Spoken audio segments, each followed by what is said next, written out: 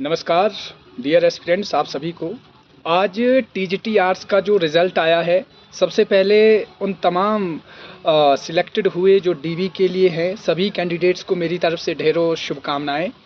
और शुभकामनाओं के वो लोग जो है वो पात्र भी है, क्योंकि जिस तरह का सिस्टम है, जिस तरीके की नॉर्मलाइजेशन है, मैं नहीं चाहता और कोई भी नहीं चाहता कि अभी कुछ ऐसी इंटरप्रिटेशन हो कि यहाँ पर जो मेहनती कैंडिडेट्स थे जिन्होंने मतलब वो जो एनेक्डोट है उसको रहने दीजिए, लेकिन अभी जिनकी मेहनत थी उनको ये चीज़ें मिलनी चाहिए थी।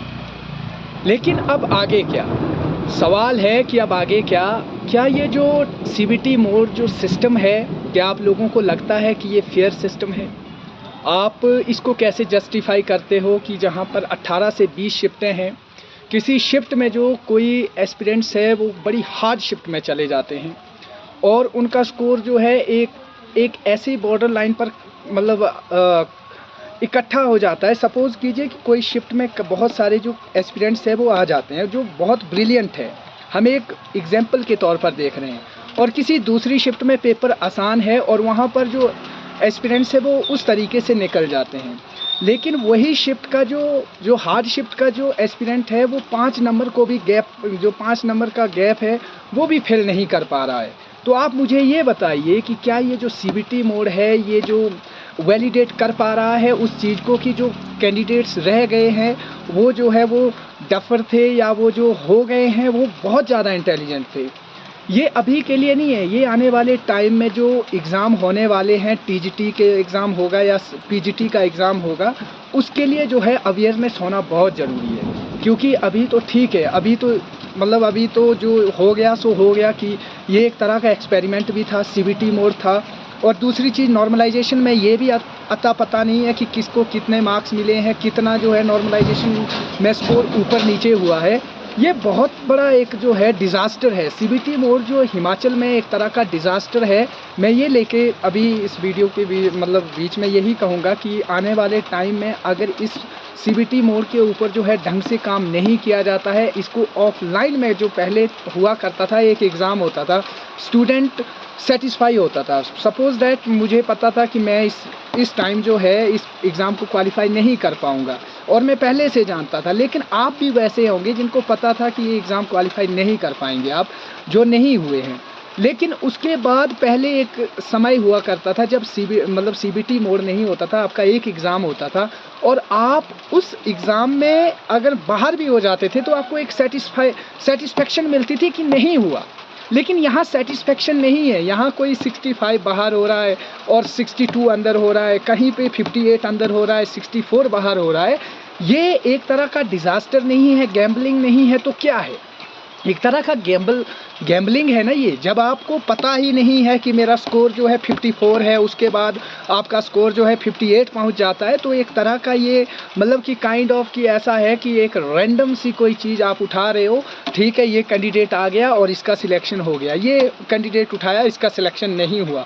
जो हुए हैं उनको बधाई है, उनके रिटाइलेशन में ये वीडियो नहीं है, उनके लिए तो बहुत अच्छी बात है क्योंकि अभी एग्ज़ाम हुआ है, इसका एक प्रॉपर आपको जो है वो प्रॉफिट मिलना चाहिए। लेकिन आने वाले टाइम के लिए मैं हैरान हूँ, विश्वविद्यालय में या कहीं और भी बहुत सारी जगह है जहाँ पर मीडिया इन चीज़ों की कवरेज लेने आ ही नहीं रहा है। मीडिया को नहीं लेना देना कि अभी जो सिस्टम चला है उसमें कुछ आप बच्चों से राय लेना चाहोगे, एस्पिरेंट से राय लेना चाहोगे, उनको कोई पता नहीं है कि असल में सीबीटी मोड के क्या फ़ायदे हैं, क्या नुकसान है।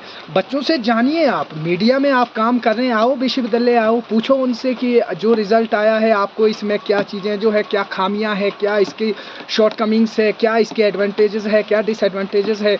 आप विश्वविद्यालय के बच्चों से पूछो, आप कहीं लाइब्रेरी में पढ़ रहे बच्चों से पूछो, चाहे वो धर्मशाला में हो, कांगड़ा में हो, मंडी में हो, पूछिए आप उनसे कि आप जो नया जो इम्प्लीमेंटेशन हुआ है वो कितना सही साबित हो रहा है। दूसरी दूसरी चीज़, अभी आपने सीबीएसई का एग्ज़ाम भी हुआ है जो अभी, वो भी सीबीटी मोड के आधार पे है, उसके ऊपर हम बाद में करेंगे बात, कभी चर्चा करेंगे।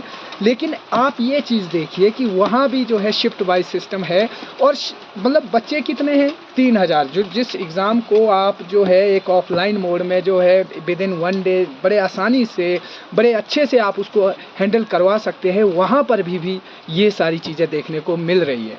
और सर्वोपरि अभी जो रिज़ल्ट आया है, मेरे सभी एस्पिरेंट से एक ही कहना है कि हुआ है नहीं हुआ है वो आपकी सेपरेट स्टोरी है। अभी इस चीज़ को जो लेके नहीं बैठना है कि अब मेरा नहीं हुआ, बहुत मेहनत की थी।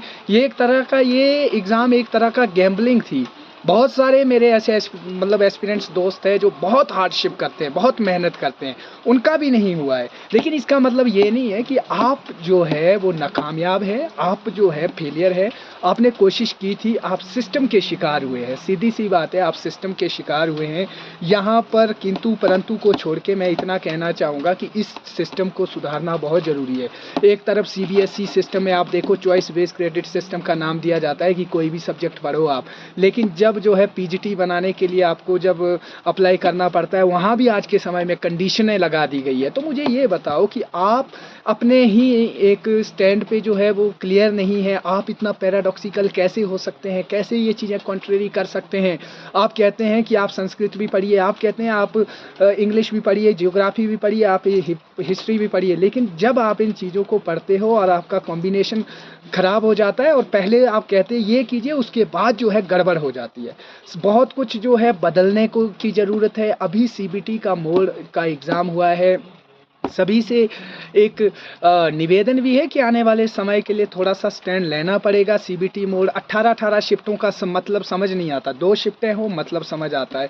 जब आपके पास इतना प्रॉपर इंफ्रास्ट्रक्चर नहीं है कि आप 2 शिफ्टों में एग्ज़ाम नहीं करवा सकते, फिर वाई मतलब इतना सारा क्यों आप जो है बच्चों को जो है पैनिक उस मोड में डाल रहे हैं। तो मुझे लगता है कि आने वाले समय में जितने भी एस्पिरेंट्स हैं उनको सोचना पड़ेगा कि ये जो सीबीटी मोड है ये डिज़ास्टर है, ये टोटली गैम्बलिंग है।